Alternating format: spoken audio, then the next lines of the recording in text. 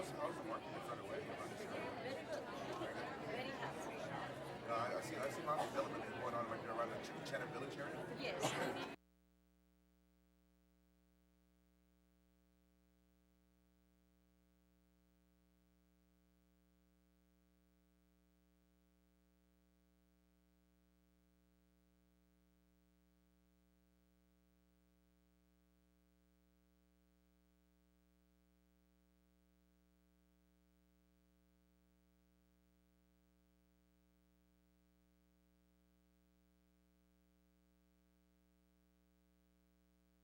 It's like,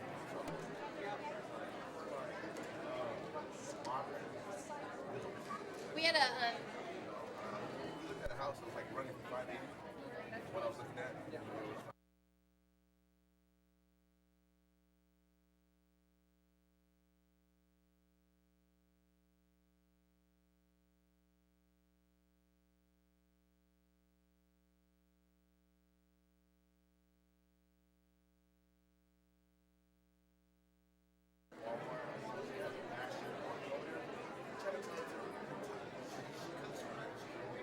And all she does is cooks for her employees. And so me and my sister told her that's what she loves to do. And so she cooks for them. Everybody calls her mom. Everybody calls like to her. oh, you scared me. Call this meeting to order. We'll start with roll call. Director Drake. Liz Drake, District 3. Hiroshi Eto, Director, District 5. Claire Wilson, District 2. Jeffrey McAnalloy. Tammy Campbell, Superintendent.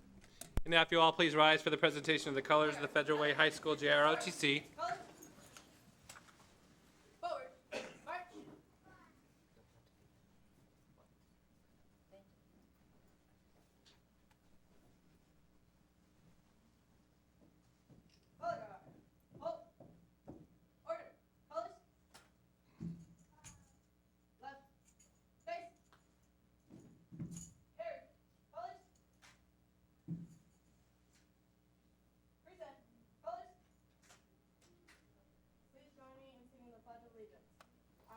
Allegiance to the flag of the United States of America and to the republic for which it stands, one nation, under God, indivisible, with liberty and justice for all. Thank you.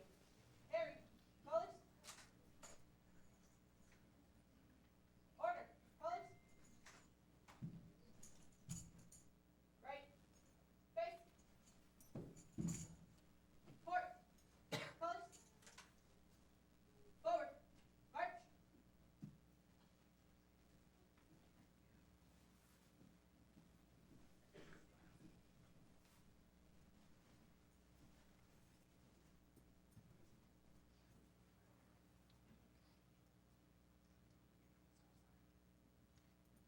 Please be seated.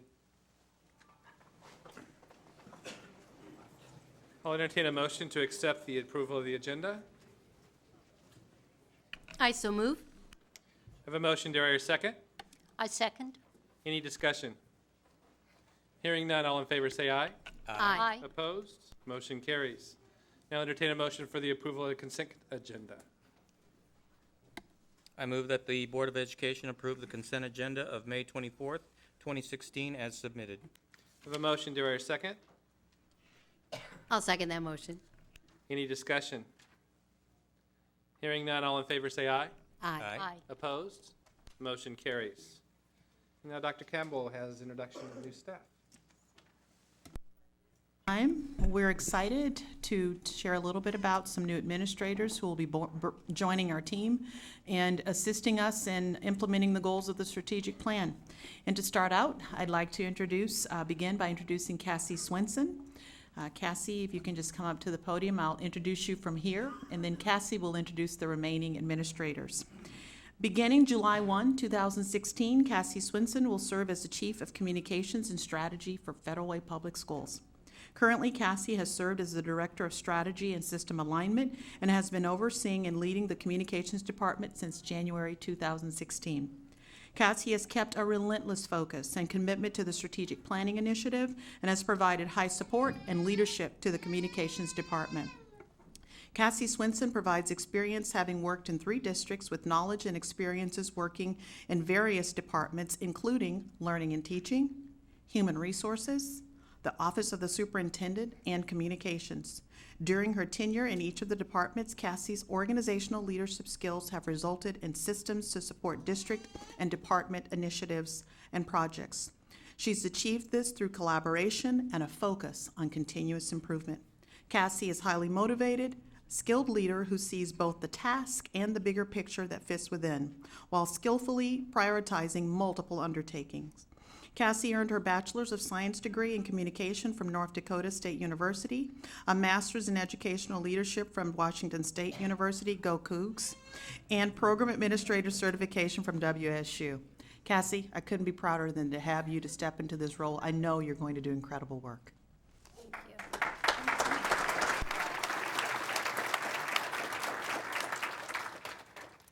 Good evening, Board President McAnalloy, members of the board, and Superintendent Campbell. It is an honor to serve the approximately 23,000 student scholars in Federal Public Schools. As a servant leader, I am committed to the success of our scholars and the strategic planning initiative that will create big dreams and bright futures for each scholar. I am excited to be continuing to build upon the great work we have accomplished so far, and more to come.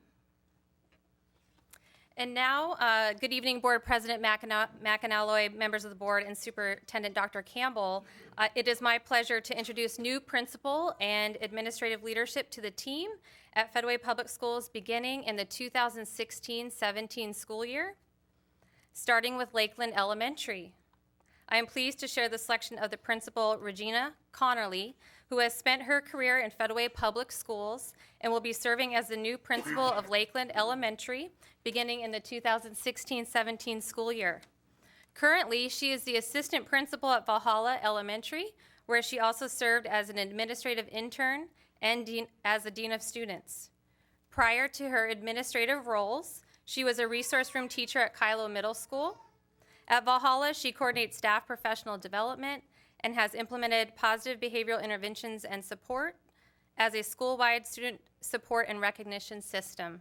She earned her bachelor's degree in special ed, elementary ed, from Western Washington University, a Master of Arts degree in education from the University of Washington, and her principal certification from the Danforth Educational Leadership Program at the University of Washington. Please join me in congratulating Regina Connerly.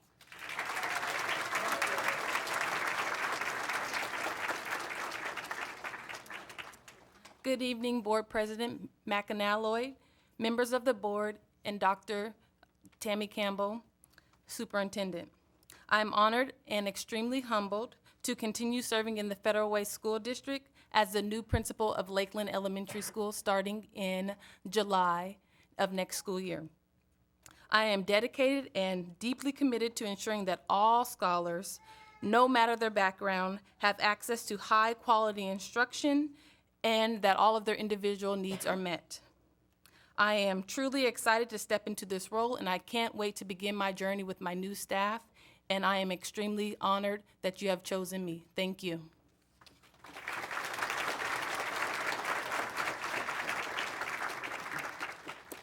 Next, I'm pleased to share the selection of the principal for Olympic View Elementary.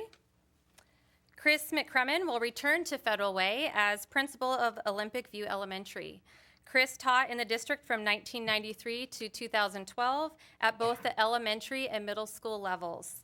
He served as Dean of Sequoia for 2 years before being hired as the assistant principal at Giadrone Middle School in the Tacoma School District. He has served for the past 2 years, having significant success in the areas of PBIS implementation and reductions of student discipline issues. Chris earned a Bachelor of Arts in History from Central Washington University and a Master of Educational Technology degree from City University. Please join me in congratulating Chris McCrummen.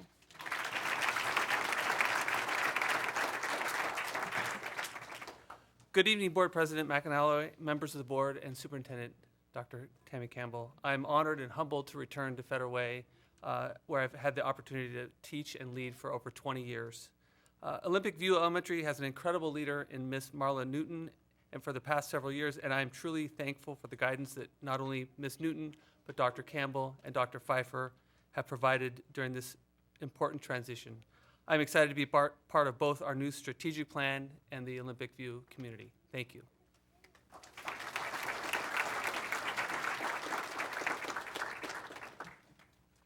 I am pleased to share the selection of Valhalla Elementary. Kristen Schroeder will be the new principal at Valhalla Elementary. She spent the past 2 years as principal at Fir Grove Elementary in the Puyallup School District. Prior to Fir Grove, she was principal at James Sales Elementary in the Franklin Pierce School District. She was a teacher for 12 years before becoming a building learning specialist in Puyallup. She also has served as an adjunct professor at Pacific Lutheran University for both the ProCert and National Board Certification programs. Kristen earned her bachelor's degree in education from Pacific Lutheran University and a Master of Literacy Education degree also from Pacific Lutheran. Please join me in congratulating Kristen Schroeder.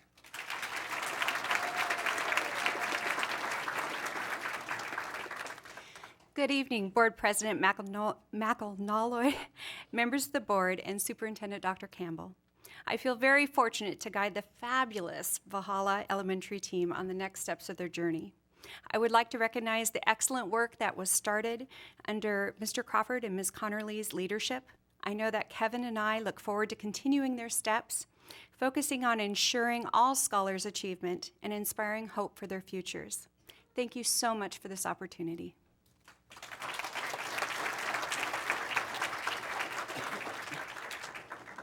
And now I'm pleased to share the selection of Sequoia Middle School. With 4 years of administrative experience, Mike McCarthy returns to Federal Way as the new principal at Sequoia Middle School.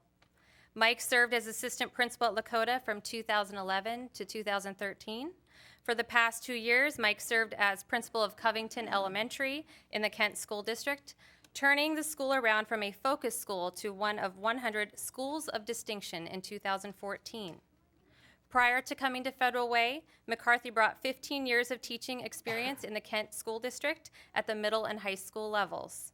He holds a Bachelor's of Secondary English and Math Education from Northwest Nazarene University and a Master's of Education from the Danforth Educational Leadership Program at the University of Washington. Please join me in congratulating Mike McCarthy. Good evening, Board President McAnulty, members of the board, Superintendent Campbell, and Federal Way community. I'm extremely excited about this opportunity to return to the Federal Way Public Schools to serve you, serve the community, and all the great students and scholars at Sequoia. It's my job to bring us together as a community and to move forward successfully, keeping every student in mind, and I appreciate the opportunity. I'm excited to begin. So thank you for the opportunity, Dr. Campbell.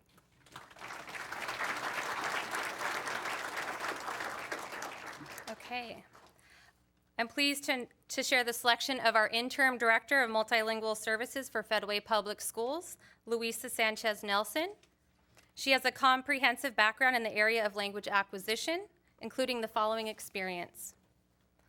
She was a Washington State Elementary Reading Specialist for the Office of Superintendent of Public Instruction between July 2010 and September 2013, where she served as a project lead on various comprehensive initiatives impacting policy and procedures statewide. She was a co-lead of the State Literacy Leadership Cadre, Response to Intervention State Leadership and Implementation Team, State Program Coordinator for the Washington Reading Corps.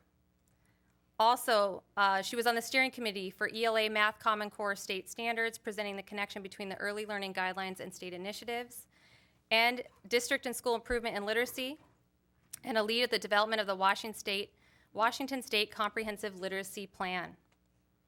As principal, she had the opportunity to lead staff, parents, and community members in developing a school continuous improvement plan using formative and summative assessment data to drive a vision and mission of high expectations for learning and achievement for all students. Most recently, as the district's early learning director, she dreamt of what was possible in order to provide equitable, high-quality learning to all of our 22,500 student scholars. Luisa is currently enrolled in the L4L Doctorate Superintendent License Program at the University of Washington. The Leadership for Learning Doctorate in Education program at the University of Washington is dedicated to producing innovative, equity-focused leaders who have the ability to transform educational systems to help realize ambitious learning goals for all students. She obtained her bachelor's degree in business from Adams State University, a Master of Curriculum and Instruction degree with an emphasis in bilingual ESL, and an administrative certification in professional teaching certificate from Seattle Pacific University. She also has reading recovery training from Georgia State University. Please join me in congratulating Luisa Sanchez Nilsson.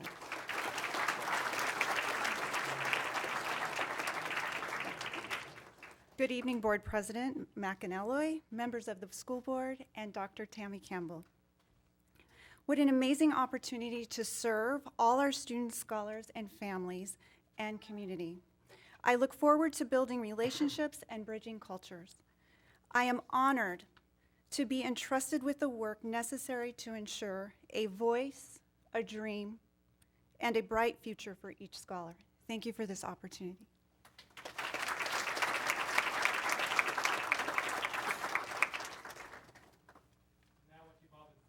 And now what you've all been waiting for. It's time for good news announcements.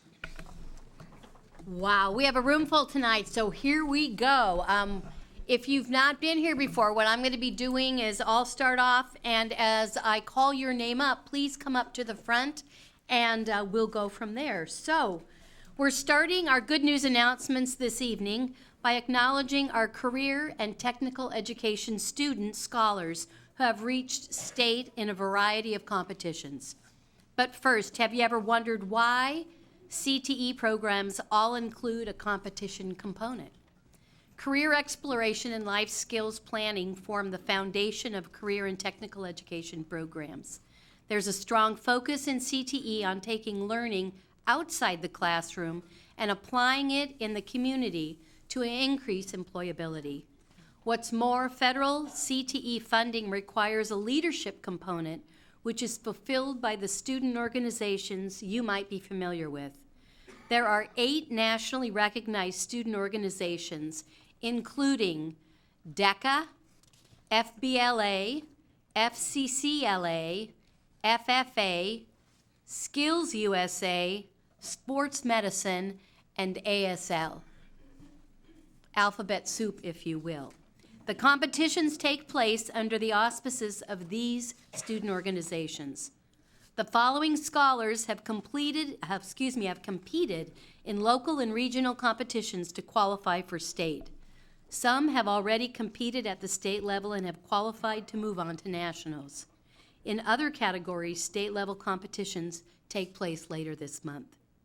In DECA, the Distributive Education Clubs of America, our state qualifiers include Giselle Mondragon of Decatur, advised by teacher Michelle Smith.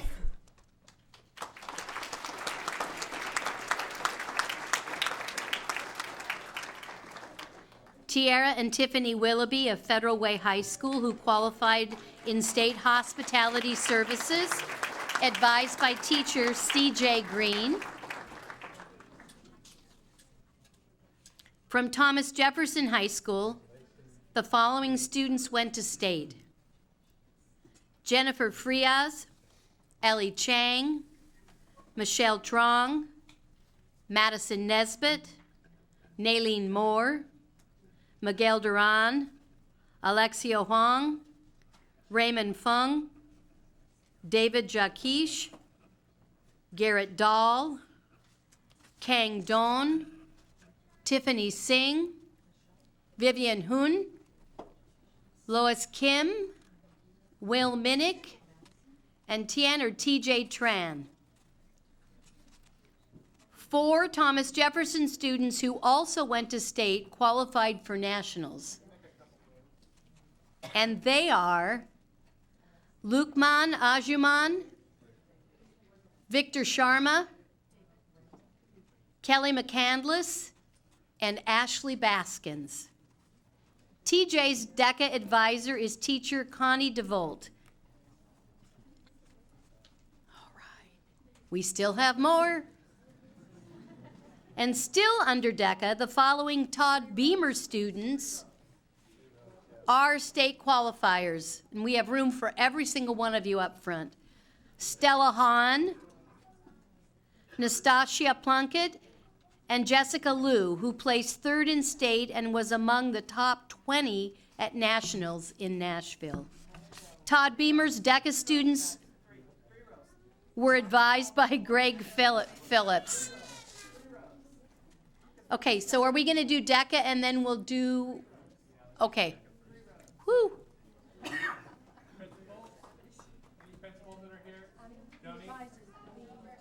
Or advisors, teachers, yeah. If you're your advisor, please come up. If you're a staff person and I called your name, please come up if you're a CTE.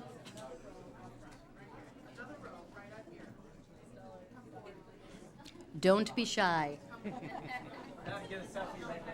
Okay.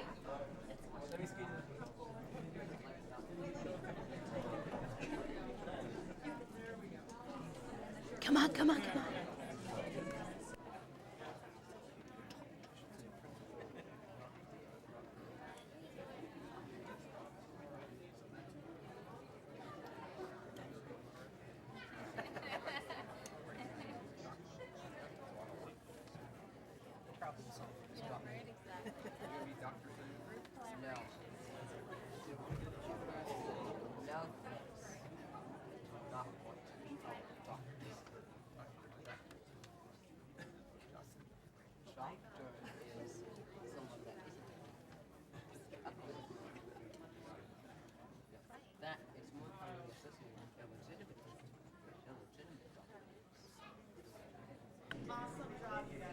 Okay.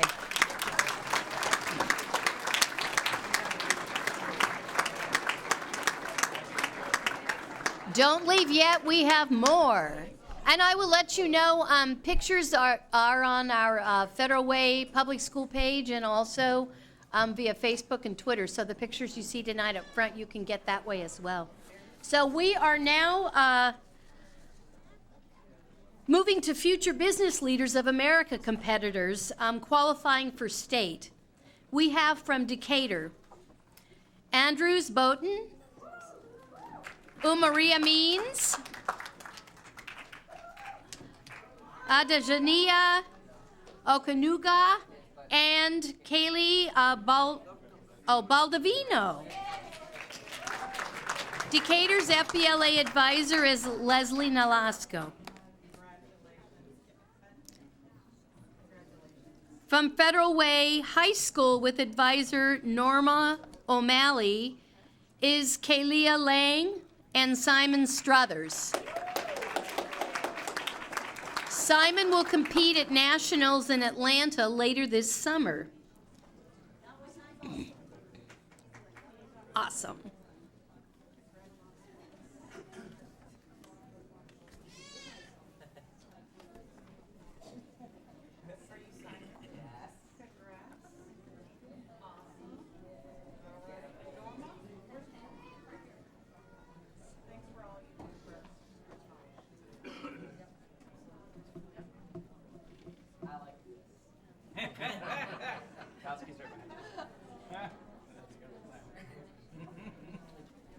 Yes.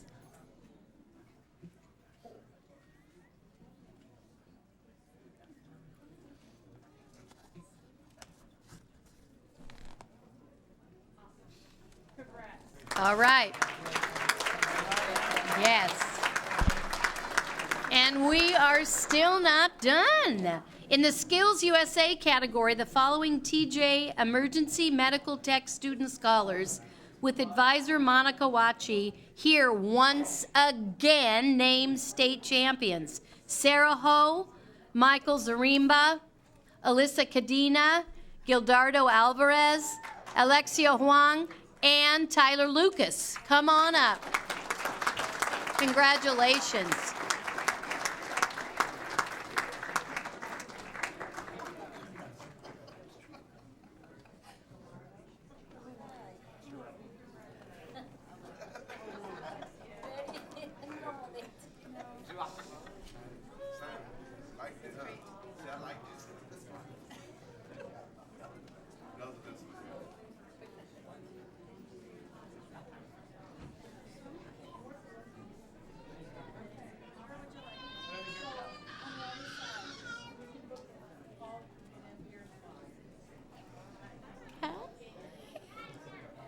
Congratulations.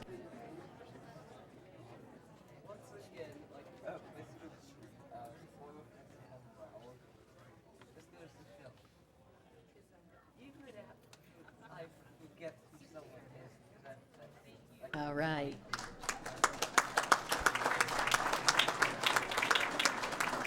In the Future Farmers of America, or FFA category, the following Decatur students advised by Jordan Liebeck qualified for state: Michaela Walker, Tyler Pete, Sydney Victor, Morgan Kreckman, Sierra Zach, and Madison Austin.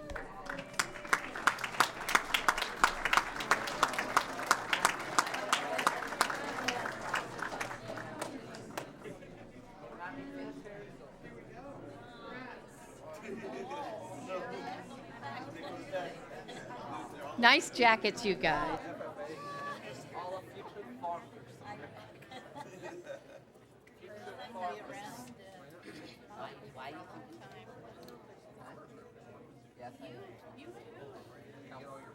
What do you think the human population?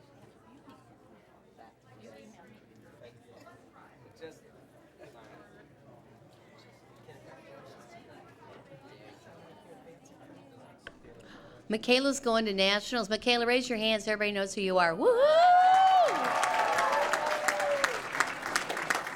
That is definitely a noteworthy accomplishment that was not noted here, so thank you.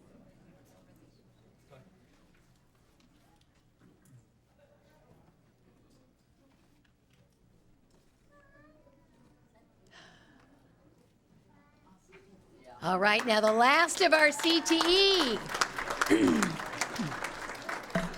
And finally, while the following is not a competitive category in CTE, it is a noteworthy accomplishment.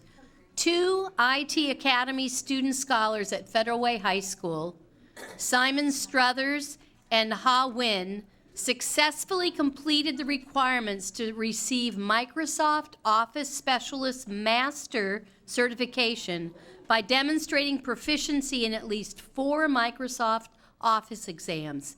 Their outstanding scores qualified both for the Microsoft Office Specialist U.S. National Championship in June. Their teacher is Patsy Serrano.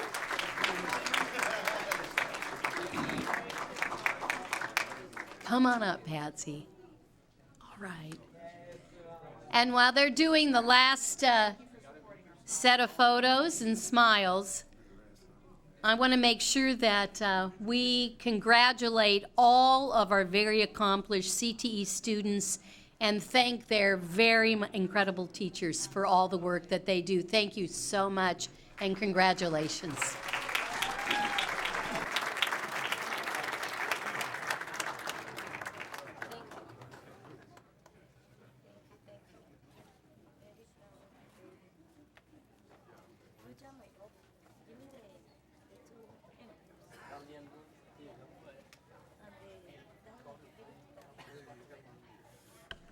All right, next up we have 3 Totem Middle School and 2 Woodmont K-8 student scholars who deserve a big round of applause. They have all created an award-winning essay or poster on a biomedical research topic for the 2016 Northwest Association for Biomedical Research Middle School Student Competition. That is a mouthful. The contest asks 6th through 8th grade scholars to examine a medical therapy or treatment that a loved one, a pet, or they themselves have received. Then, students choose one of the pre-established themes and create an essay, a poster, or a video highlighting their findings. The Totem students are Vanessa Yumavchuk, who took 3rd place in the Animal Research Saves Lives poster category. Richie Hayes, who took 3rd place in the English Language Learners Essay Contest.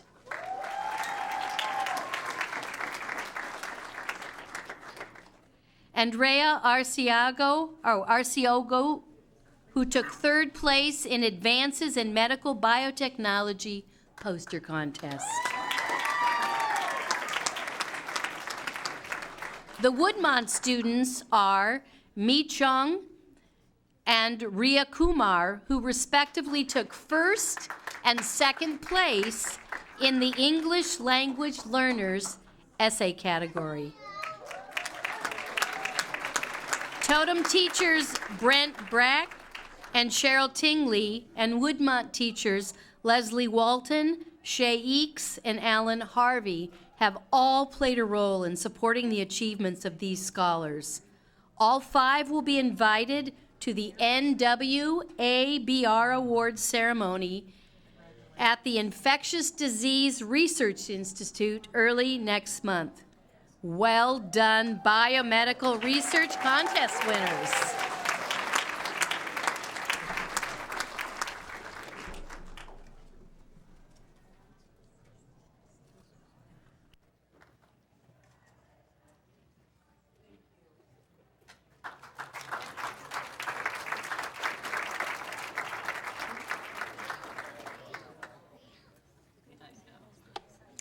And now for some further good news.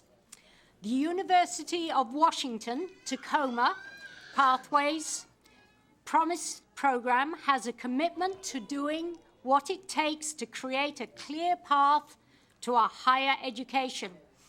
The program is offered in partnership with 5 nearby school districts, including Federal Way Public Schools, and is geared to create a college-going culture in local schools and organizations, as well as develop college readiness in these scholars. The focus is not only on attending the University of Washington, Tacoma, but any post-secondary institution. With us this evening are our scholars who have confirmed their intention of attending the University of Washington, Tacoma, in part thanks to the district's partnership through Pathways to Promise. So I'm going to read through the names. Do come up when you hear your name. And I'd just like to say congratulations before I start. I know how much this means. I know how much work goes into this. So well done. First, from Decatur High School, these students: Edward Jiang, Nicholas Adams, Isabel Alexander Cole, do come up if you're here, Genevieve Summers, Riley Wirfs, Erden Utag-Sagal, Alyssa Kraft, Elijah Arco, Kobe Benuventi, Evan Quaid, Sumera Monet Reed, Trisha Gunotu, and Isata Say.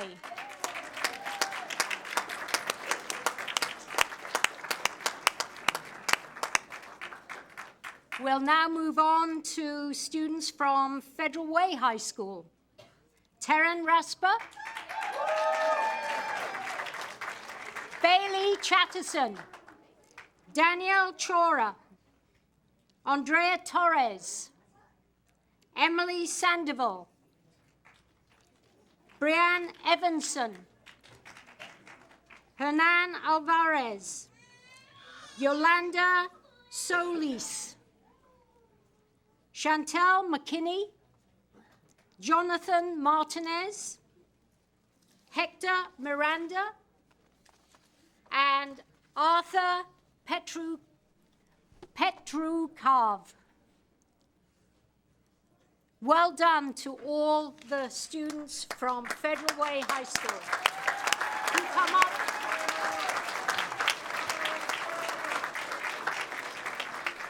And now from Thomas Jefferson High School. And do principals, any teachers involved with this, do come up with your students. Devon Mygat, Bailey Drager, Boomer Lusink, Jin Ho Kim, Kaori Huanka, Purvandeep Singh,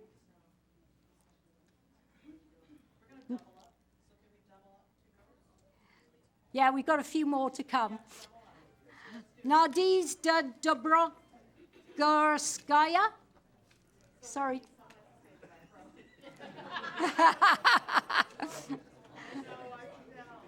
Shamsuddin Mustufik, Jose Iguala, Nailene Moore, Jinhu Justin Yoon, Samuel Hippolito, and Eric Rodriguez. So congratulations to all the Thomas and Jefferson High School students. And from Todd Beamer High School, Lucas Brown, Ali Mushtokhazi, Akil Mushtokhazi,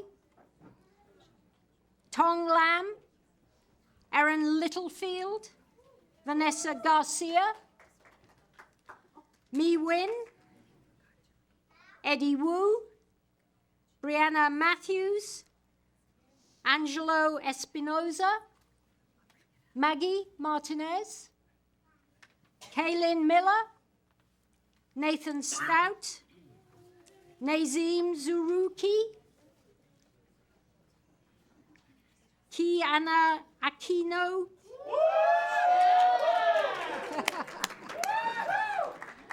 Sharon Butler,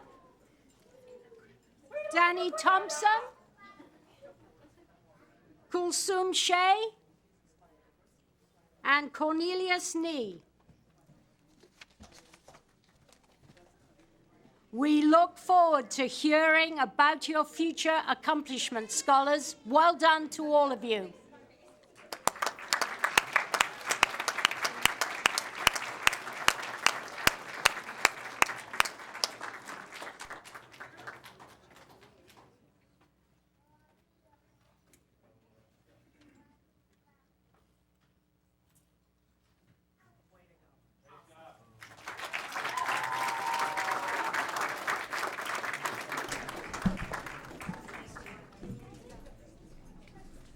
And now we'd like to move to Federal Way High School student scholar Shaniqua Dickens. Is she in the room?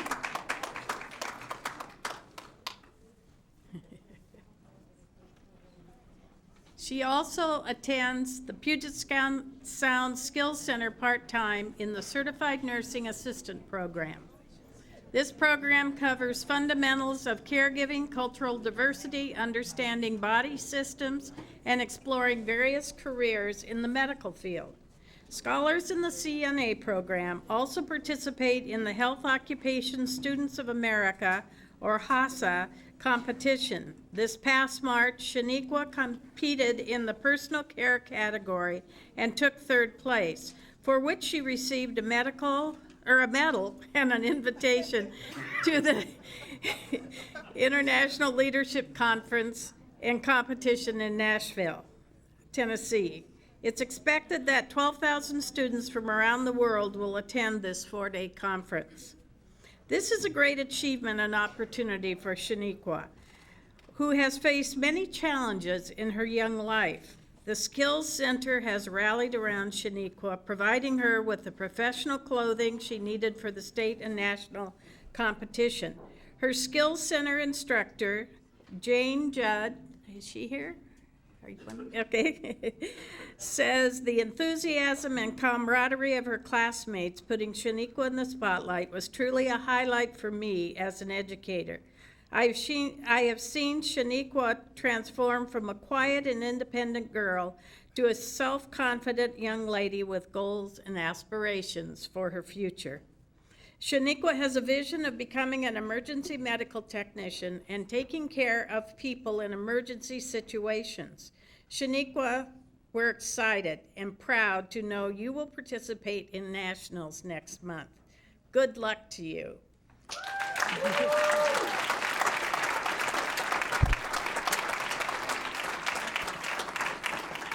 Also, one of Shaniqua's teachers at Federal Way High School, Wendy Van Skywalk, is with us this evening. Is she here? Okay. Thank you. Congratulations.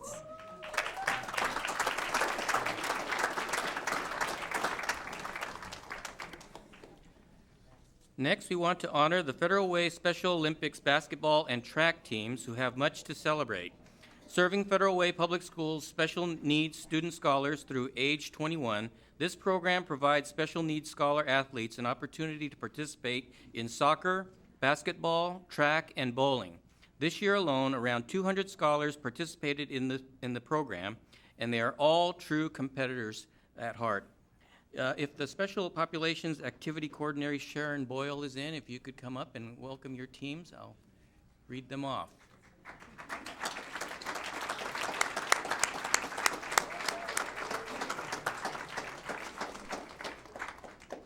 Four Federal Way Special Olympics track athletes will participate at the state level in June, and they are Willie Blockson,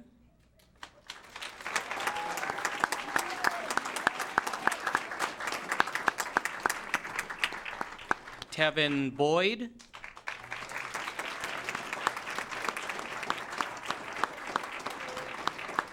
Apollo Hoffman,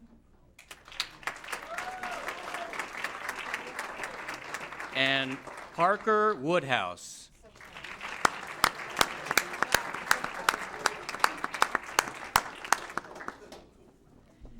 The Federal Way Public Schools Stars Seniors basketball team, whose members represent all high schools and the Employment Transition Program, were this year's Washington State Special Olympics basketball champions.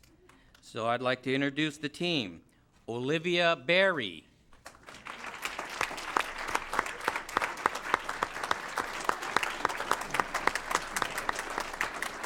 Vivica Black,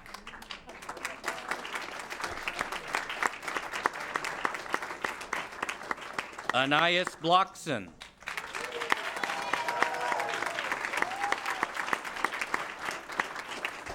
Willie Blockson, Corey Nettles,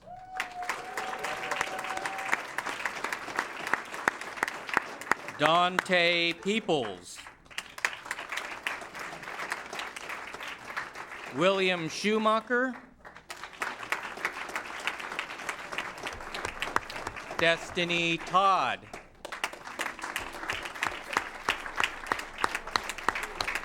and Kyra Toro.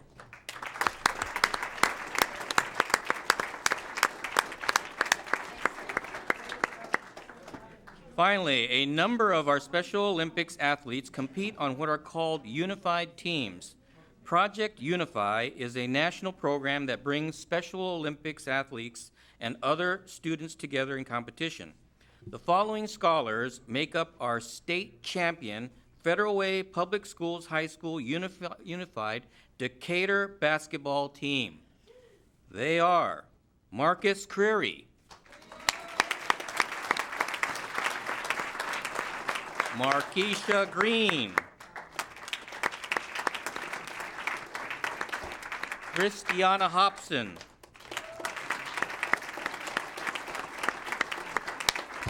Joelle Francia Figueras, Gary Mork,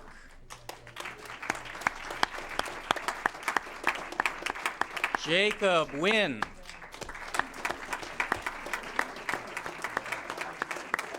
Traymon Spears,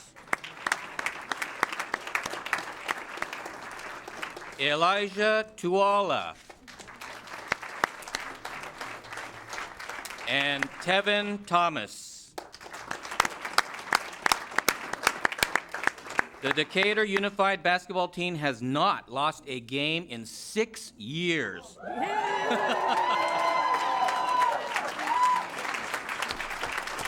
The team has taken first at state every year except one, for a total of 5 state championships in those 6 years. It happened to snow one year, preventing the team from making the championship game. This basketball team also went to nationals in 2014 to represent the state of Washington and finished third in the nation. Congratulations, we're proud of everyone.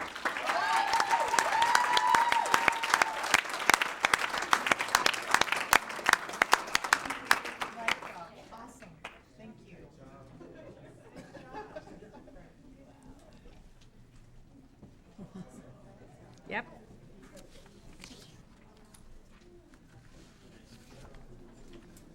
Somebody felt sorry for me. I had the hard one.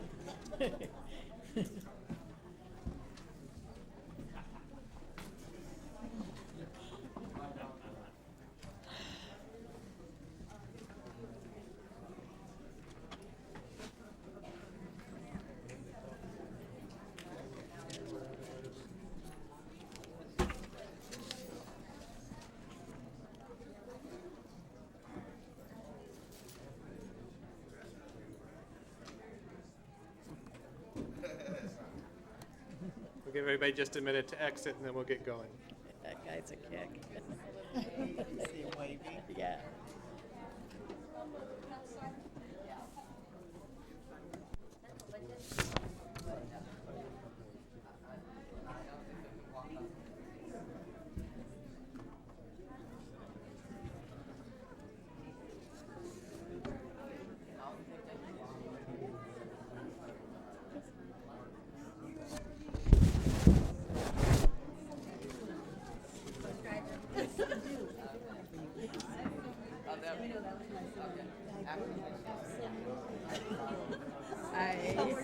Good.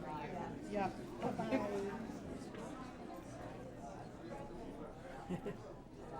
These are the things I've been meaning to tell you.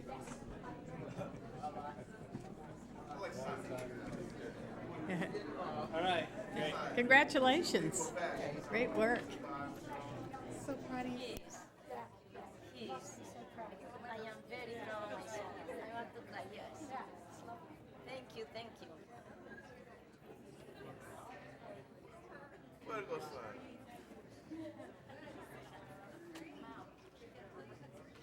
There you go, man. I like that. That's a jump, that's a jump. There you go. Good job, Mom.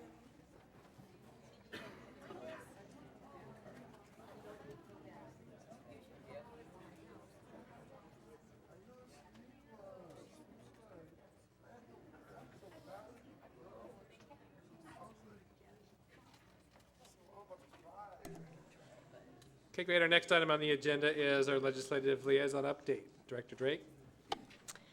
Good evening, everyone. Before I start, I just want to say, for those of you that don't necessarily come to every board meeting, this is the energy that we have at the start of every board meeting, and I love it. It's really what our jobs are about, making sure every student is successful and is honored for their success. So, yeah, great evening, great start to the evening. I have very little to report this evening with the legislative update. The session is ended. All the politicians are out doing what politicians do at this time of the year. I did submit the proposal, the levy rollback proposal that we as a board passed and put forward to our WASDA group. I have no idea if it's going to become a standing legislative position, which is an important thing, because once a proposal becomes a standing legislative proposal, it has more weight in impacting our legislators. I also have been in contact with one of our legislators, Terry Hickle, and we are planning to meet to further discuss Levy Cliff and the dire need we have for Levy Cliff to be an important consideration as we move forward. So that's my words. Great, thank you. Next is public comment. So there are blue sheets on the back of the table. As you came in, if you're interested in making public comment, you fill one of those out. And it looks like we have one this evening. Mike Dotson, concerning transgender bathrooms. Go right up to the... Podium.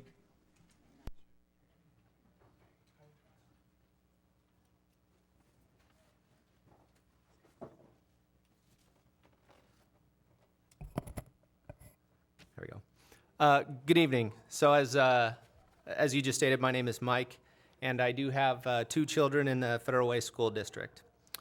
I'd just like to start off tonight by expressing my concerns over the transgender bathroom letter that was recently sent out by the president to schools across the nation. I guess first let me start off by saying that my understanding is that this letter is not law, but merely a suggestion. A law can't be passed by a simple letter from the president. It has to go through our due process or legislative system. This letter is really just a means to put pressure on schools that receive federal aid. So as the father of a 9-year-old daughter and a 12-year-old son, I'm greatly distressed by the president's decision to really try and demand to let boys use the girls' restroom, girls use the boys' restroom. I find it maybe ridiculous is a little too strong of a word, but ridiculous to open up bathrooms and locker rooms to both sexes. From the research I've done on the topic of transgenderism, a person can't even be asked if they identify themselves as a boy or a girl. It's just something they feel inside, which I don't agree with. My understanding is that if they are asked, that is a form of sex discrimination. Well then, with that being said, what's to keep young hormonal boys from preying on girls in the bathrooms? Or what's to keep unsupervised boys from peeking their head under stalls? Or what's to stop girls from showering in the boys' locker room and potentially getting sexually assaulted? So I'm a relatively tall man, 6'1", and I can tell you that I myself feel uncomfortable sharing a bathroom with a woman, and I surely don't want my little girl sitting in a stall next to another boy or a grown man for that matter. If the district wishes installation of unisex bathrooms, I would find acceptable, as long as we keep boys and girls restrooms only to be used by boys that are physically boys, girls that are physically girls. I think that privacy is important. So in closing, my question to the school board is this: how are you going to protect my son and daughter while they're at school with this letter that went out? How will you react to this letter? And how are you going to maintain their privacy? Last, how are you going to ensure that they feel comfortable at school and not scared to use the restroom? I know this is kind of a touchy topic, but I just felt it important to bring it out there. So thank you guys for listening, and thank you for your time. Thank you.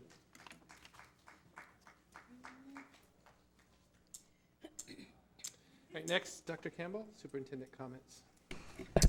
Well, we have had quite the busy last 10 days. I would start by saying that I participated with the team in our association lead. We went to a session training called TURN, and it's really about how do you and your union leadership as well as district leadership come together and talk about how do we work on behalf of student learning. It was really a powerful day.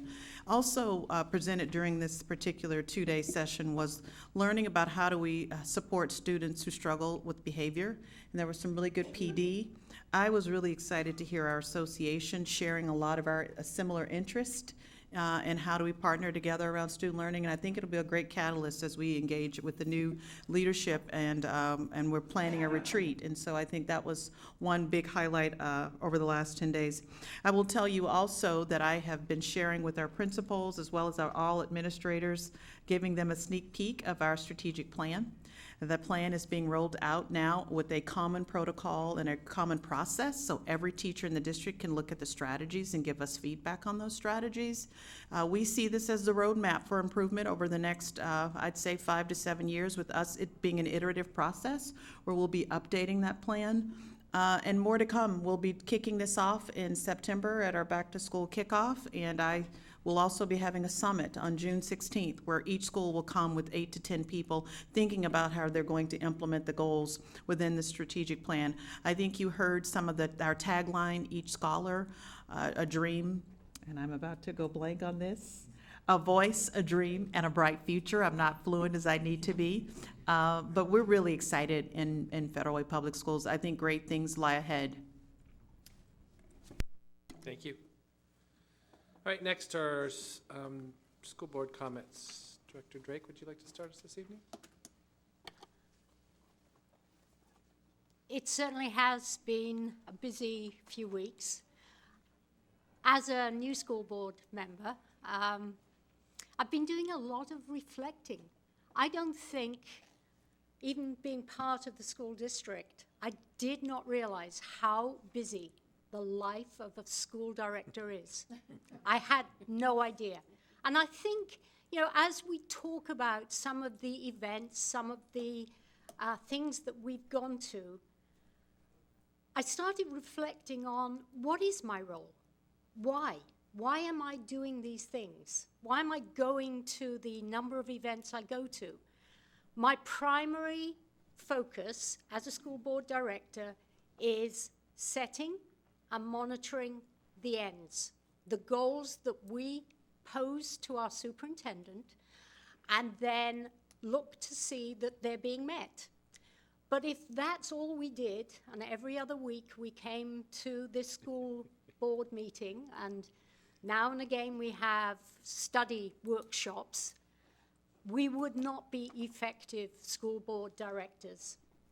And so I started thinking about what are all the other roles that as a school board member I'm playing. And I started just thinking about what is it that I do on a regular basis. And the first thing that came to my mind, a thought partner. Thought partners with school board directors, one-on-one meetings with other school board directors, just talking about our goals and where we're going, one-on-one. One-on-one regular meetings with Dr. Campbell to discuss issues that are important and just to broadly talk about the direction that our district is going in, our students, our scholars, what directions they're taking. A voice, an advocate, as legislative liaison, working with our legislation, meeting legislators, working to try to make Federal Way School District an important factor as Washington State starts passing legislation that impacts us. How can I make Federal Way School District the most effective that it can be? And with the city, there are several issues going on at the moment that as a school board director, I have a voice and I attend meetings and I want for the city councillors to hear what it is we're thinking as well. There's a meeting June 2nd, next week, Youth Support Coalition. Absolutely, we as a school district need to be part of that conversation. I'm an ongoing learner. I've been in education all my life. I'm an ongoing learner because things are definitely changing, and change is positive and healthy. Today, for much of the day, I was at a equity boardroom to classroom, and tomorrow, and many of the board directors were at that meeting, talking, thinking specifically about how it impacts our students here in Federal Way. Last night at a all-administrative session that Dr. Campbell was rolling out the protocols and the ideas of the strategic plan, how it's going to be implemented, the thinking that's going on. If I were not part of those sessions, I could not advocate and I could not be an effective board member. I'm a supporter, a cheerleader. I mentioned at the last board meeting, I sometimes feel people might think I have rose-tinted spectacles because I'm so upbeat, but I know that for some of the changes that are taking place here in Federal Way, we need energy. We need for people to see the will and the passion that comes from Dr. Campbell, from her team. So I feel I'm, a cheerleader, supporting the will. Leadership, change agent, just through the various aspects of what's going on, I can help support that. I cannot be involved if I'm not knowledgeable. I cannot do this job unless I know what's going on. And I just, I'm loving the role. And I want to say thank you, Tammy, for your honesty, for the way in which you are so transparent, the communication. I love it. They're my thoughts.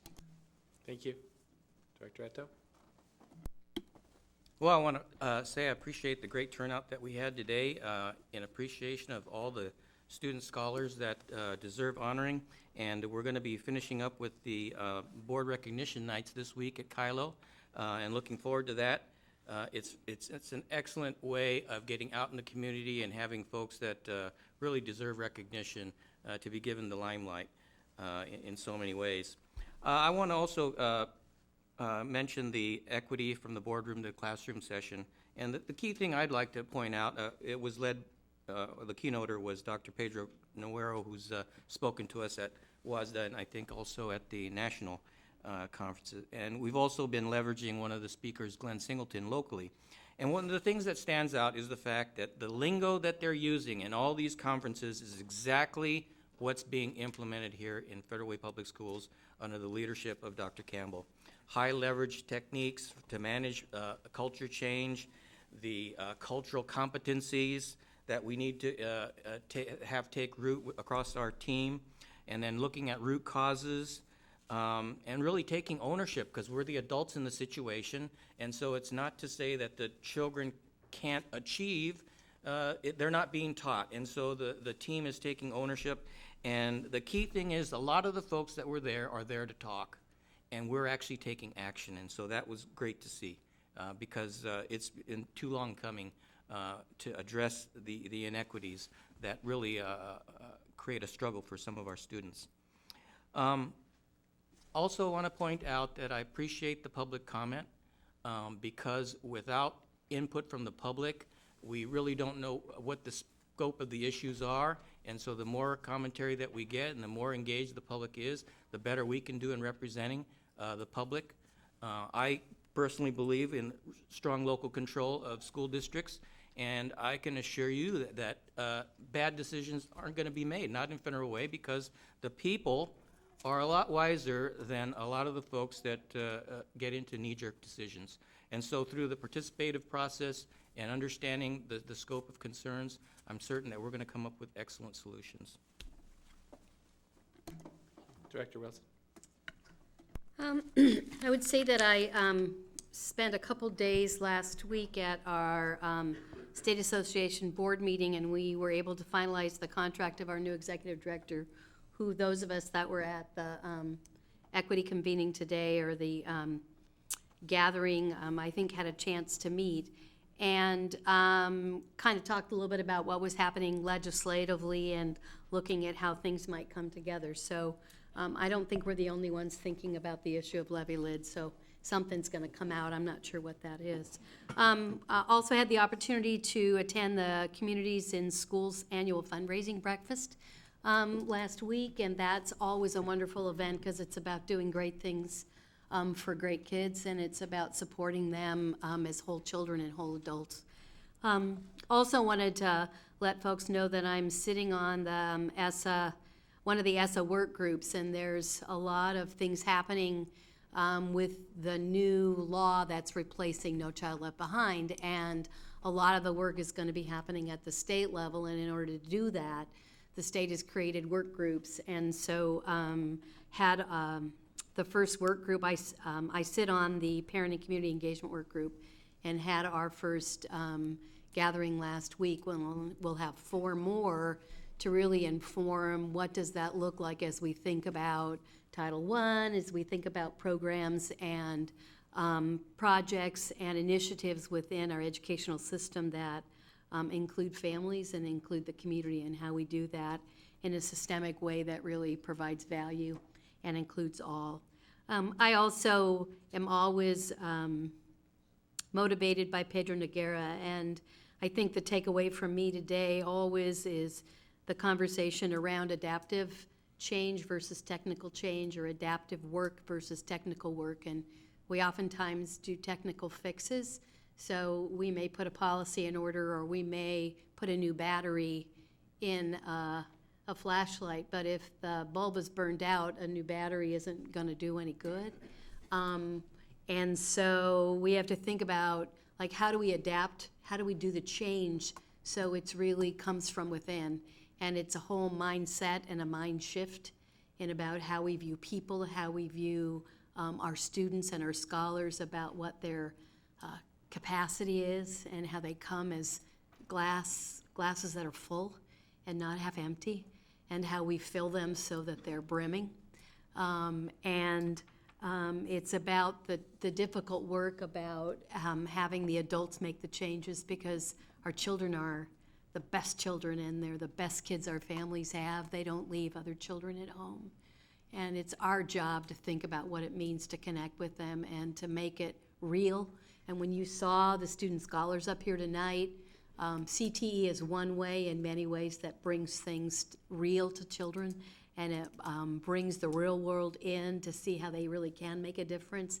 And to have middle schoolers talk about biomedical devices and research, those are things that are about making adaptive changes so that our kids are motivated and excited and can dream big.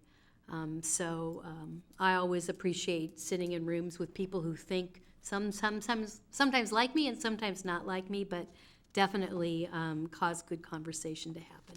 So, Thank you. Director Gregory?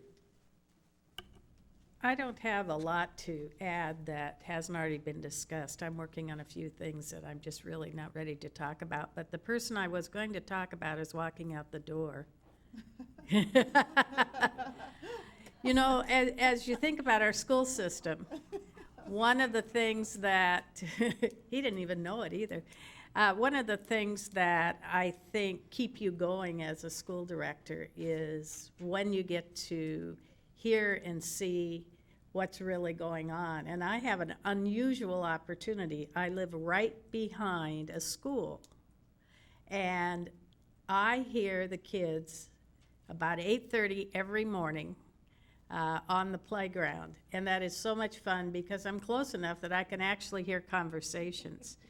And then I hear their principal welcome them in the morning because we hear the bells and we hear the announcements. And it is amazing how you feel after listening to the power of positive messages to kids that early in the morning. And I'm talking about Michael Schwartz, who's in the back of the room, who is at my neighborhood school and does just a super job of making me feel good in the morning about what's going on at that school. So thank you, Michael. Awesome. So I don't have a lot more to add either. I do want to just stop and think about where we're at today from where we were a year ago around recognition, right? So we've done board recognition for a long time, that's where we recognize individuals from all 39 schools, whether it be students, staff, volunteers, or community organizations. But we've expanded it this year. We do good news announcements now twice a month at our board meetings. We also have done the first annual Heroes Banquet, where we recognized 45 community organizations that contribute day in and day out, every single day in our school district to make sure that our scholars can be the most successful that they can be. As Director Eto said, we've completed 6 of the board recognitions. We have 1 more at Kylo that will complete the 7 for all 39 schools. And I'm actually sit here as a board director very proud of what we're doing to make sure that we're truly looking at our scholars and recognizing them at every opportunity that we can, as well as those that support us.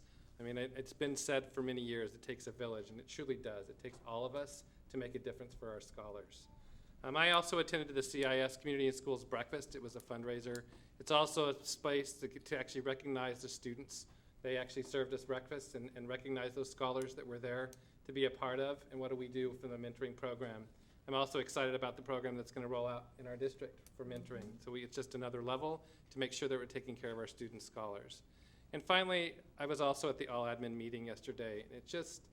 It made me really smile from ear to ear to watch Dr. Campbell in her element when she truly is teaching. She's teaching all the admins, right? That's where her heart is. It's very clear that she's a teacher through and through, and she's at the helm teaching all of our staff, all of our individuals. It doesn't matter where you're at, to make a difference for every one of our 23,000 students. And if that isn't profound in the difference as we begin to roll out the strategic plan systematically, where for the last probably 20 years at least, we've been kind of siloed and working autonomously in each building, it just makes a huge difference. And so I want to thank you. It's amazing what has been accomplished in this first year and what we will see in the next 3 to 5 years from an achievement perspective. I can't wait to see it. So thank you. Can I make one quick comment? Just to add on to what Jeffrey said and to commend Jeffrey and others who I know have worked hard on engaging people in what's going on in our schools and people coming to the board meetings and recognizing students. When I decided to run for the board, I went to about 4 board meetings in a row, and I was so startled at the first one. There were 5 people in the audience that weren't school employees, and 3 were in the wrong meeting. So we've come a long way in really making people feel like this is a school district that is everyone's. It isn't just the few of us sitting up here, and I commend everyone who's worked on that, because that was very startling to me. Coming from other school districts where I have worked, I had never seen that disconnection. I'm very proud of, as Jeffrey said, of what we've accomplished in a lot of areas this year. Thank you, Jeffrey. Sure, thank you. All right, Dr. Campbell. So at this time, I would like to invite a special guest up to the podium, and it's one of our former superintendents, the Tom Murphy. And you have done an incredible work when you can say all means all and a person's face comes to mind. So Tom and David, I know you're going to join Tom, but I just want to first talk a little bit about the legacy that Tom has left. You know, Tom, as I spent my 100 days walking out into schools and getting a sense of the culture, one of the things that is just built in the administrators and in their schools is this notion that we don't make excuses. And that idea of all means all, you can see the effort that our principals are willing to give. I would say that this is one of the best administrative corps I've ever worked with. And I know that legacy comes from your absolute fierceness for all of our children. And every time I'm in your presence, I feel honored. And I want to tell you that I know whatever we're doing right now, in a lot of ways, you're stepping on the shoulders of the folks who came before us. And I count you to be one of those important people. So thank you. Yeah, absolutely. So they're here to talk about and share some good news related to the Murphy Academic Inspirational Scholarship Awards. And we've got some very special scholars in the room who are going to be the recipients. And I know, David, you're going to tell us a little bit about each of these scholars. So we're waiting to hear more. Good evening. On behalf of the Association of Federal Way School Principals, it really is our pleasure to award, as an association, a scholarship to one student from each of our high schools who has achieved amid adversity and triumphed over tragedy. And so I want to share just a brief bit about each of these students, and then afterwards I'm going to ask Mr. Murphy to say a few words. First, we'd like to honor from Decatur, Nazi Gibson. So Nazi, come on up.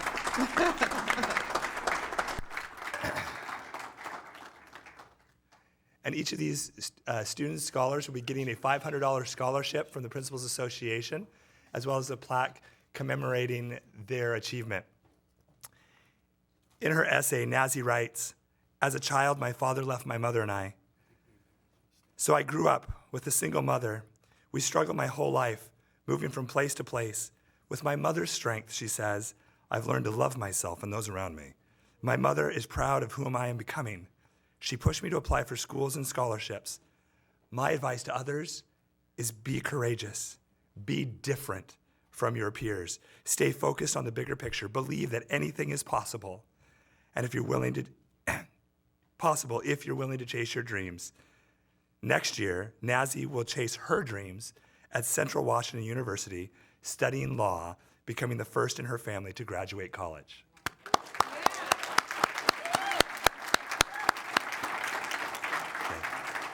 I'm gonna have you stand there. There you go. The others will join you. Next, from Federal Way High School, we'd like to recognize and honor Juan Gutierrez.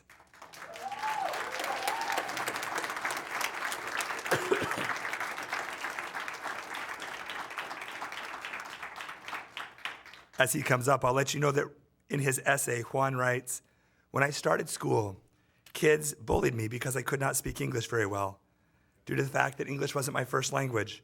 After constant harassment and psychological abuse," and I only laugh because his command of English is obviously clear and present, I slowly lost my confidence, and ultimately I lost myself. With the help of friends and family, I was able to get my confidence back, getting involved in the community and school, and while doing so, I helped others, and I am now a bilingual student, and English will always be my second language, and instead of hiding it and trying to be like others, I will own the fact that I am different and take that confidence everywhere I go. I am the first generation that walked the halls of high school, and likewise will be the first ever to go to college. Juan Gutierrez.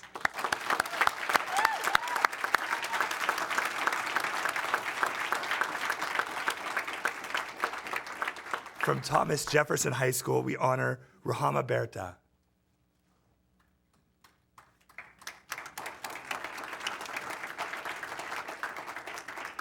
It appears as though Ruhama was unavailable to be with us tonight, but let me tell you just a little bit about her. She writes, "I am very proud to be part of a public school system. Being part of Federal Way Public Schools has shown me just how hard I need to work in order to receive the results that I want. Both of my parents immigrated to the U.S. in hopes for a better life. And then on March 16, 2003, I lost my mother and brother near the end of her pregnancy with him. Growing up, that feeling you get of pain and being hurt doesn't really go away, but it drives me to do better in many parts of my life. Not having her right next to me makes me want to work that much harder to show her just how great the daughter she has is capable of being. I plan on taking that motivation to the University of Washington in hopes of earning a degree in her honor."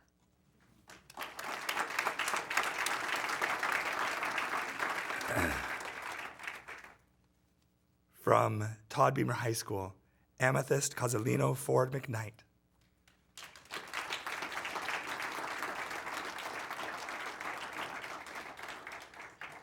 Amethyst writes, "My entire life I've always been homeless, without stability, support, or family. My host family, with whom I moved in junior year, has made me a part of their family. And they never gave up on me, even through my hardest personal challenges. After a rough personal junior year, senior year has been the best year of my entire 12 years of education. And I am so thankful for all the support I have gotten from Todd Beamer High School and my host parents, Mrs. Hall, Mr. Balesa, Mrs. Mongrain, and most of all my host parents, Bruce and Renee Fisher, have been my biggest encouragers and have helped me the most through my high school experience and my life. Without the Fishers or Miss Mongrain, I wouldn't be graduating from high school or going to Green River Community College. My new dream," she writes, "is to become a social worker and come back to Todd Beamer and work as the career specialist in order to help students who have had similar personal and academic challenges as myself." Amethyst.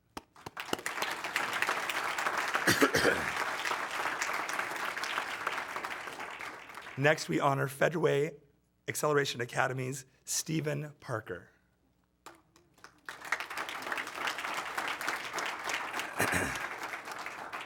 Stephen dropped out of school to get his GED.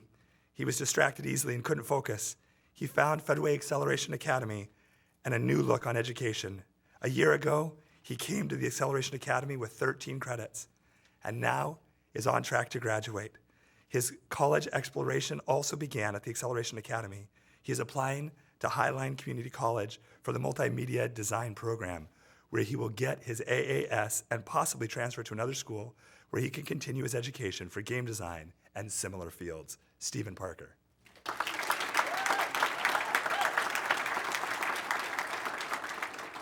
From the TAF Academy, we honor Gerardo Ramos.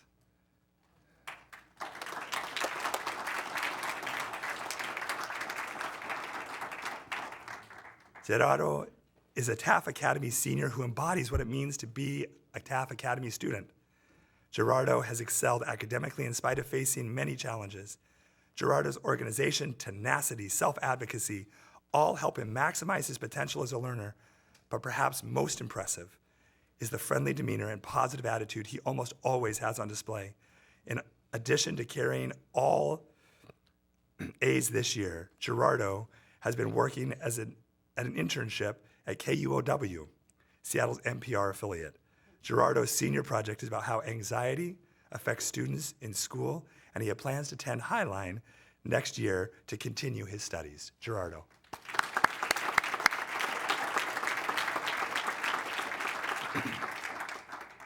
Next, from Internet Academy, we like to honor Chanel Mortimer.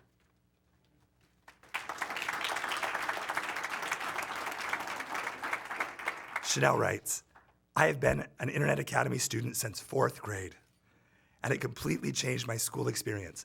My dad is a traveling motivational minister, which means that my family is often on the road, which made IA the perfect fit. Traveling so much can make keeping up with your school load quite difficult, I discovered. But I learned to incorporate my travels into my assignments, writing essays about my places and things I'd seen.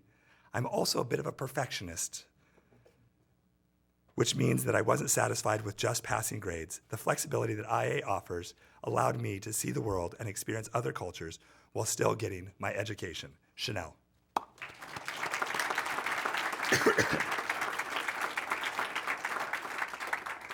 And last, but certainly not least, from Truman High School, we would like to honor Mateo Wegzen.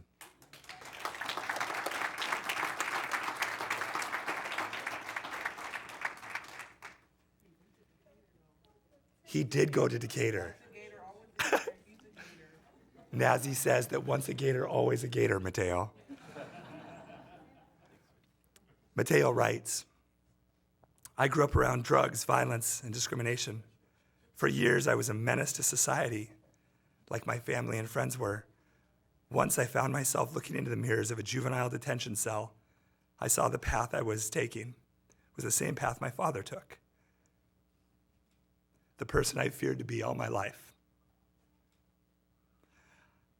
I saw then I was hurting my family by going down that path. At that moment, I made it my mission to become a figure of inspiration to my family. I took it upon myself to willingly join the Washington Youth Academy. There, I hope to find a true purpose for myself and to get caught up in school. There, I learned that I had more than a purpose, that I also had potential. I won first place in my district for the VFW speech contest. The Academy helped me find the school that I'm currently attending, Truman High School, where they have inspired me to apply for college and finish high school strong. Mateo.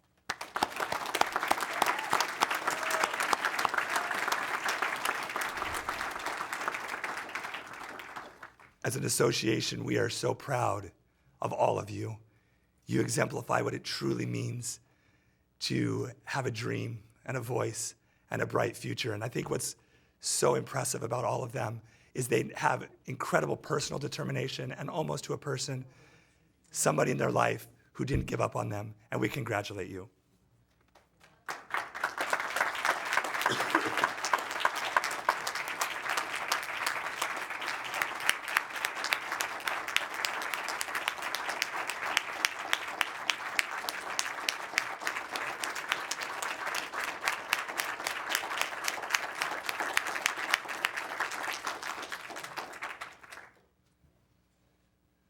I'd like to now turn the podium over to Tom Murphy. Thanks, David. Thank you.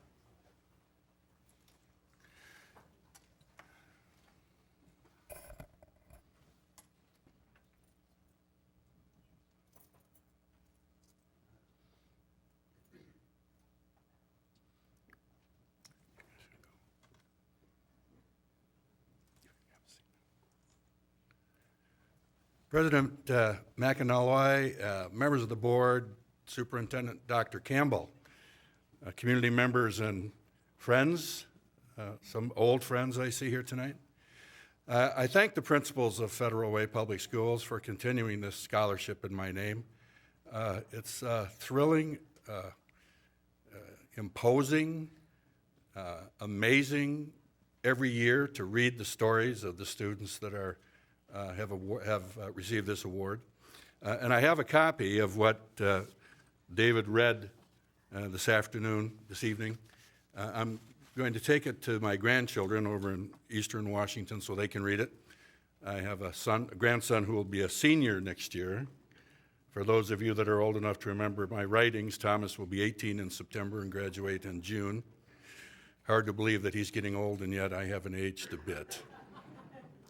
I appreciate the work that goes on in this school district more than others, because I think this school district has always looked to understand what the moral imperative of public education is, and that is to make sure that all children receive an outstanding and excellent education, and that all really truly does mean all.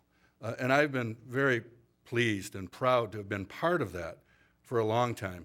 I'm thrilled with the leadership that exists in this district now, from the board and from the administration, that feeling and that message continues today. I was mentioning to Randy Kazar, where's Randy? He's back here someplace. That when I first came in 1988, we had some student recognitions. Not nearly as many students, and certainly not the diversity that you saw here this evening. What a rich picture was presented this evening to you of young people achieving, and young people, each one of them, finding their own way, in their own way, to excel. So thank you for your leadership. Thank you for continuing to do everything that you can to make sure that each and every student is successful. Thank you for believing that all still means all. Thank you.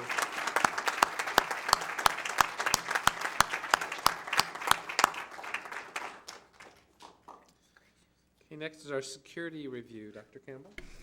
So, as you know, we have spent this past year engaged in a review of our security systems, practices, and protocols. And to lead in this work, the Crocker Group, under the leadership of Phil Crocker, has engaged in this review. And tonight, what we will be doing is sharing a presentation where we'll provide an overview of what the big ideas, the big learnings that were gained from this review. I will add that the board has seen this information in a study session, but we wanted to also make this information available to our public because we're now in the midst of beginning to enact some of the recommendations that are in the review. So with that, I'd like to invite Dr. Pfeiffer up, and she will then engage and introduce our speakers. Thank you, Dr. Pfeiffer. Thank you, Dr. Campbell. Board President McAnally, members of the board, Dr. Campbell, it's our pleasure to present to you this evening the findings and recommendations from our safety and security review. Joining me this evening is Mr. Phil Crocker from the Crocker Group, and also Paul Vang, the new Director of Safety and Security. A quick review of our goals and purpose of our presentation this evening is to share the recommended improvements related to areas of the review, including anticipated financial investments, share the suggestions to develop an executable plan to address the recommended areas of improvement with timelines, responsibility matrices, anticipated costs, and expected outcomes. Furthermore, to share findings related to the existing safety and security processes, policies, and capabilities against best practice, to share the insights related to the district's organizational structure in safety and security, and lastly, to share findings related to the adequacy of facility safety at our school sites. I welcome to the podium now Mr. Phil Crocker.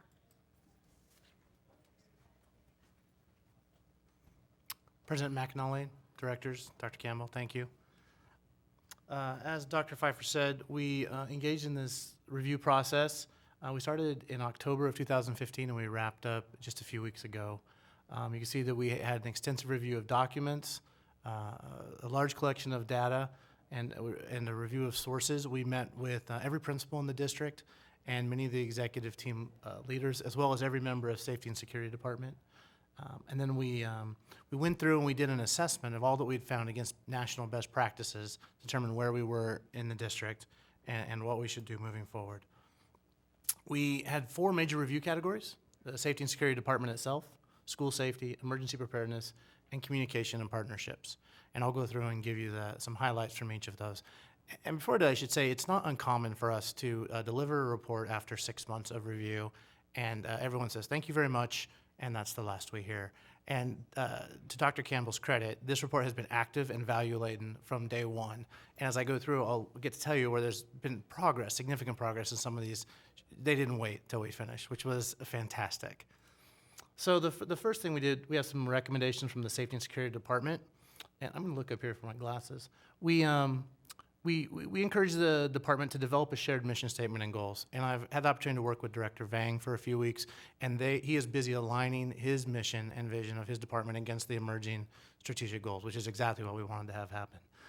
We recommended that they develop and implement a structured ongoing training program. The roadmap for that is complete, and so they're ready to begin the implementation. We recommended define and enforce a consistent uniform policy, outfit the vehicles to support the operational purposes, be thoughtful about that. Refine the safety and security officer roles and job descriptions. It's always healthy to take a look at that, or what are we actually trying to achieve. Revise the officer evaluation criteria. Obviously, that goes with the one before. And then we'd made a recommendation that due to the place of safety and security in the Federal Way schools, that the district look at replacing the department manager role with a director role. And as you're aware, that has occurred. Director Vang is there.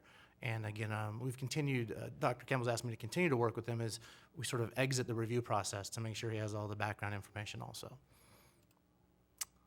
At the school safety level, we recommended that we secure access to school buildings and portables. I had the opportunity to meet today with your maintenance department. We talked about that one, and they have some emerging practices that they're going to look at. We're encouraging the utilization of the safety and security officers as experts and trainers. So disaggregate the training so it's more available at the school level. Determine if a panic button should be installed in each school. It's one of those things we have in some, but not all. Place a safety and security officer at each high school. This is more of a trajectory recommendation, but one where we look at why do we have safety and security for our students, and how do we want to best serve them at the high school level. So Dr. Campbell is engaged in that conversation.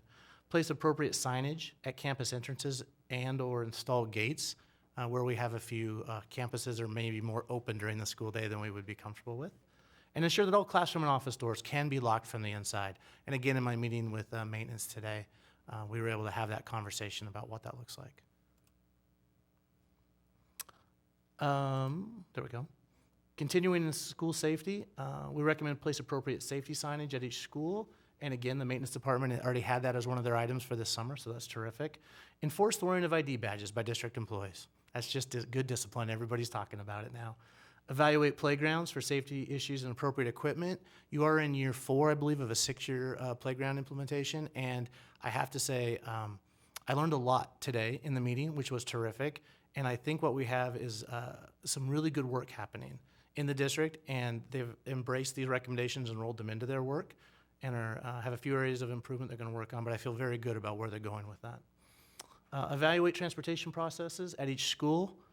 We have many walking schools that now have buses.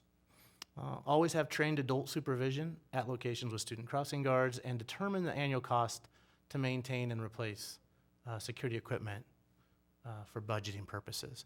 And again, Director Vang and I talked about that today.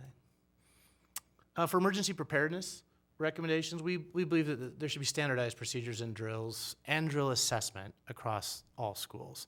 So that's you're doing a lot out there, but we're recommending a standardization, and that'll take some time. Standardize the procurement, storage, monitoring, and replenishment of emergency supplies at each school. This is an equity issue, and I think everyone's aware of it, and just got to figure out how to tackle it. And develop a procedure to train and monitor and support the schools in the use of Rapid Responder, which is the software that the state is encouraging all districts to utilize. You have to use something, and they've given that one for mapping the schools and documenting the drills. So we've actually done research on that, and I think we're pretty teed up and ready to go for some summer training to make sure that we go into next year in a much stronger position there.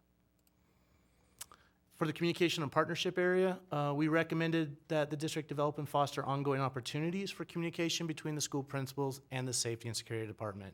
I believe Director Vang has met with nearly every principal since he's arrived. So I think we can comfortably say that communication is underway. And I was a little surprised. I said, every principal? You've only been here a few weeks. So good for him. And in the contract with the Federal Way Police Department, the district should probably take a real hard look at what we want to achieve out of what has been a very good SRO program, but we could see that we can make it more as value-laden as possible. And that is our report. Any questions, directors? I have a question relative to fencing. There's a couple of schools that I toured, and the principals at that time had mentioned they were uncomfortable with the open campus field, either backed into a residential area or it was open to some other facility. So is there any recommendation there or rationale for not doing fencing? You have fencing. It's just not complete around most of the schools.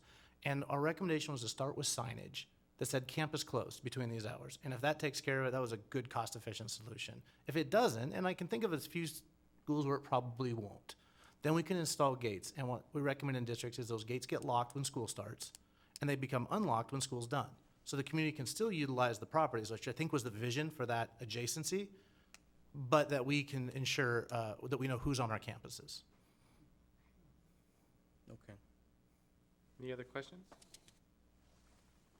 Thank you again for your report. Thank you. As I said earlier, we will be continuing to take the report and phase in and implement the recommendation, not only this year, but over the coming years. Thank you. All right, next is Resolution 2016-05. Dr. Campbell. I'd like to invite Assistant Superintendent Sally McLean up to talk a little bit about this exciting news. As you know, when you hear class size reduction, that means more classrooms. And when you think about more classrooms, that typically means we need more space to build those schools. And the exciting news is that the state has awarded some grants to do just that. And I'm going to have Sally tell you a little bit about this one. Good evening, President McAnalloy, members of the board, Superintendent Campbell. It is my pleasure to provide an overview of the two resolutions in front of you this evening. These two resolutions for your consideration are the direct result of the work led by the Director of the Support Service Center, Cindy Wendland, and her team, particularly Christina Regal. They took the initiative to apply for this competitive grant to secure state funding for K-3 classrooms. 90 school districts in the state of Washington applied for this competitive grant. We are one of 21 districts that were funded. Currently, we are funded for 43 and a half classrooms to serve kindergarten through third grade. We're not quite sure how we're going to do half a classroom, but we have the potential to be funded up to 60 classrooms based on the results of the other 20 school boards across the state. So applying for the grant and receiving that is the first step in a multi-year journey. Being awarded a grant to build classrooms is one step on this journey. And the second step is the adoption of the two resolutions in front of you this evening.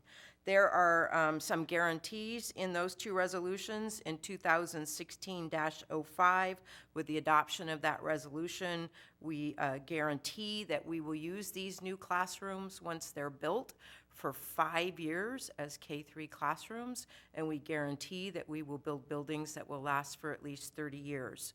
I don't have any problem making that recommendation to Dr. Campbell and to the board for your consideration this evening.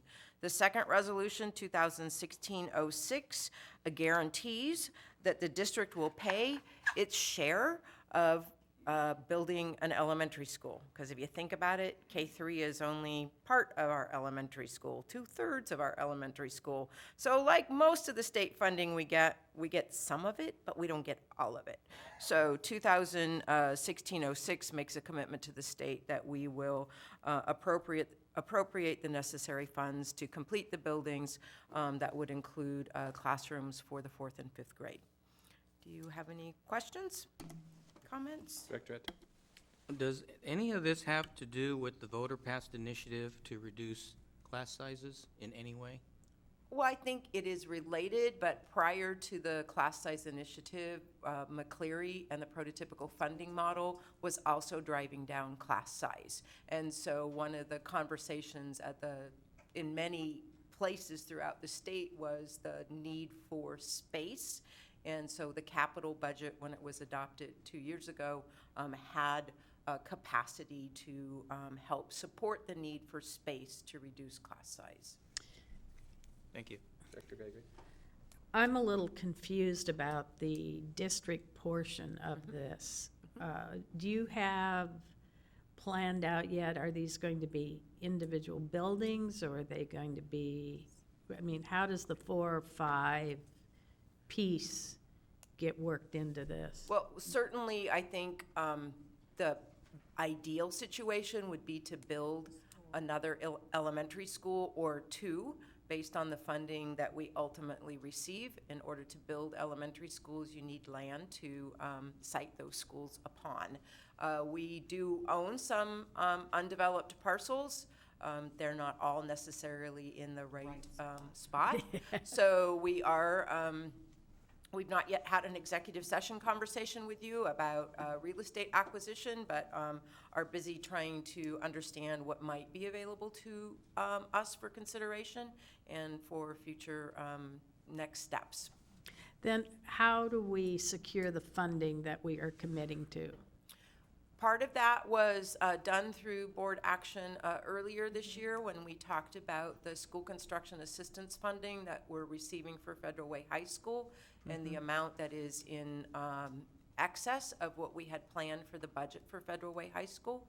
And so that is the first place I would turn to meet that obligation. And as you have heard Dr. Campbell speak, we know that we're preparing to launch a significant community district effort to start paving the way for our next wave of school modernizations and upgrades, and that would be a potential opportunity to expand that funding source. Okay, thank you. You're welcome.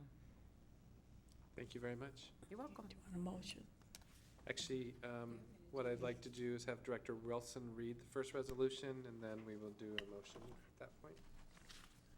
So Federal Way School District 210, King County, Washington, Resolution Number 201605.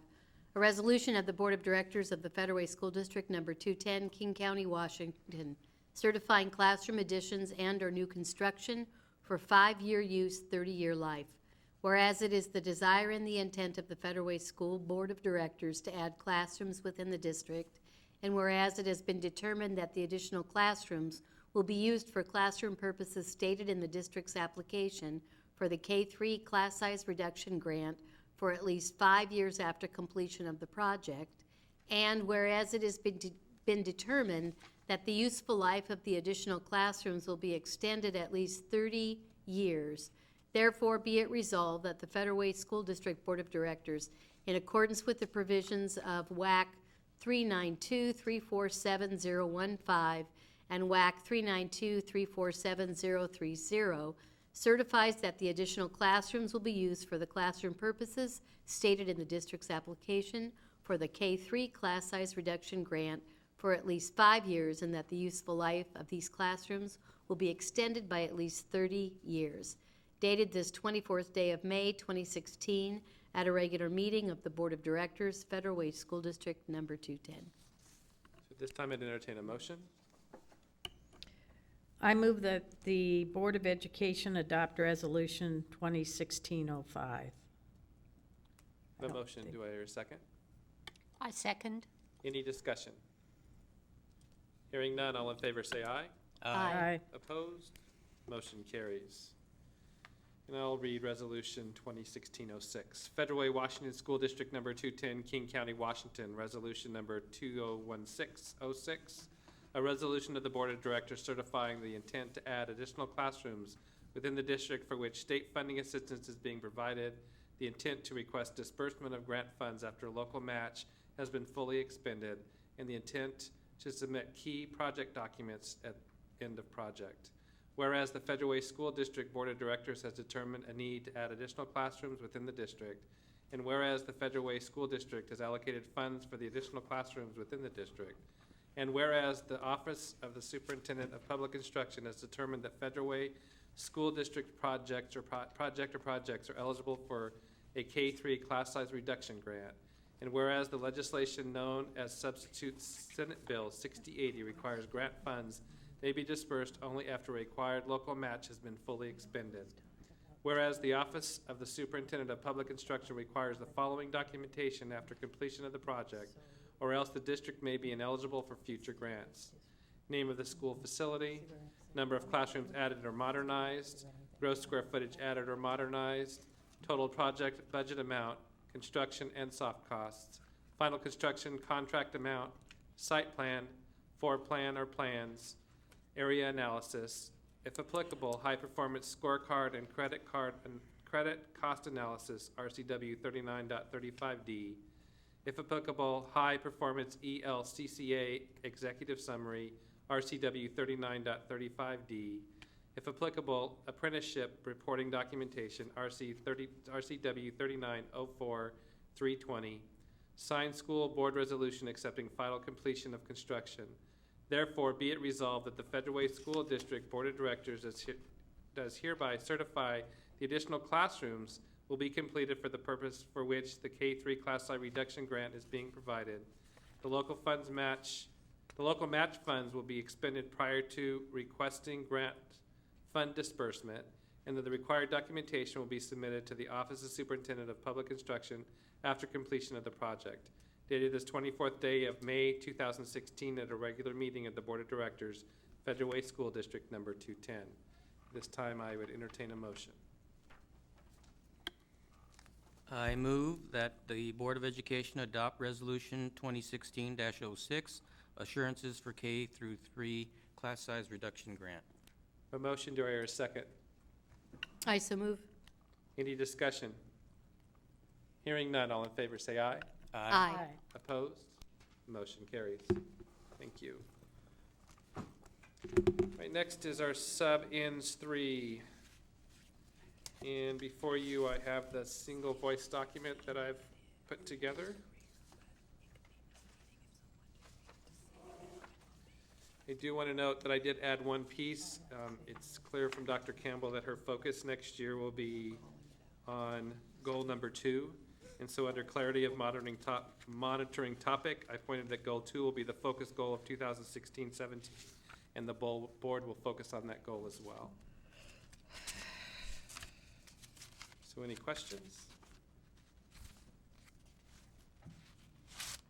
Hearing none, I would entertain a motion to accept. I move that the Board of Education approve that sub-ends 3, personal responsibility and citizenship, is in compliance. A motion, do I hear a second? A second. Any discussion? Hearing none, all in favor say aye. Aye. Opposed?